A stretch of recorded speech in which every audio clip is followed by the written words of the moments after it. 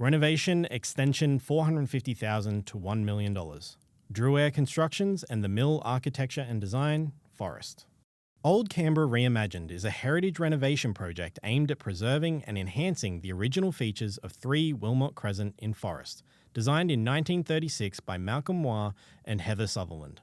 An early example of interwar functionalist style, the home required careful restoration. In the judge's words, this project was a great example of a good working relationship between builder and architect, with the Mill commissioned for architecture and interior design and Drewaire providing expert knowledge of the building.